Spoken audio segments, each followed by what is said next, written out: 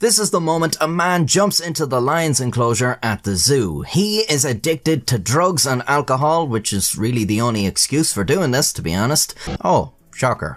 Not much is known about him other than he was addicted to amphetamines and abusing alcohol, suffering delusions as a result and hearing voices in his head. If a voice ever tells you to jump into the lion's enclosure, be it from inside your head or outside, don't do it. Confronting a lion and lioness, Chen says to them, the lions are the ones that need saving at this point, but apparently Chen is on a mission to convert them to Christianity. So who do you think is going to win out in this encounter? The warm embrace of Jesus Christ or these heathen lions? It might seem like a foregone conclusion, but Chen has two things in his favour here.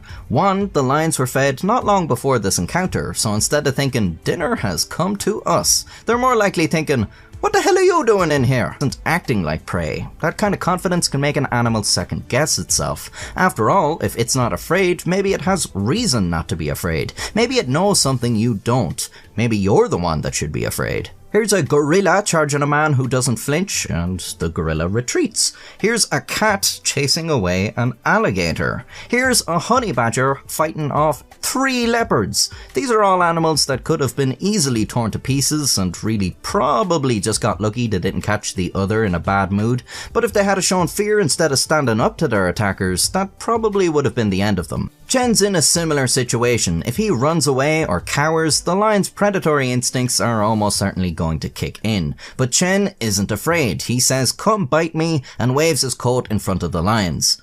Now he's made a mistake.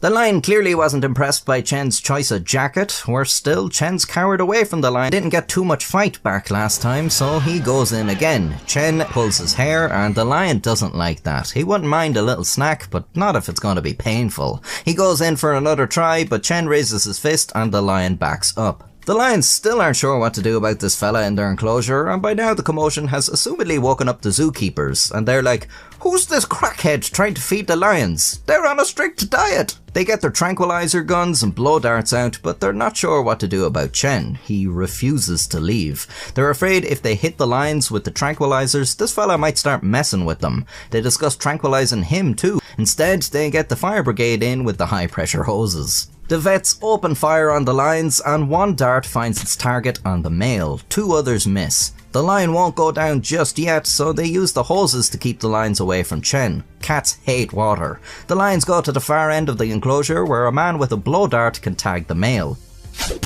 The lion decides he's had enough of being a dartboard and heads inside his cage. The lioness has taken refuge under a rock, but the situation is quite distressing for her. Thankfully, the hoses scare her off. At some point she'd been hit with tranq darts, so her energy is starting to run out. The police try to coax Chen into coming out, although he still doesn't seem to want to. Then he realizes he won't be able to preach God's love to the lions if they're asleep, and he limps his way to rescue. The lions are thankfully unharmed. He was placed in a psychiatric hospital where they tended his wounds and got him off the drugs. He was released as a sober man, clean and serene. Wonder did he ever go back to the zoo and be like, remember me? We got high together once and you tried to kill me, but I'm alright now. Then again, I doubt the zoo were too keen to have him back.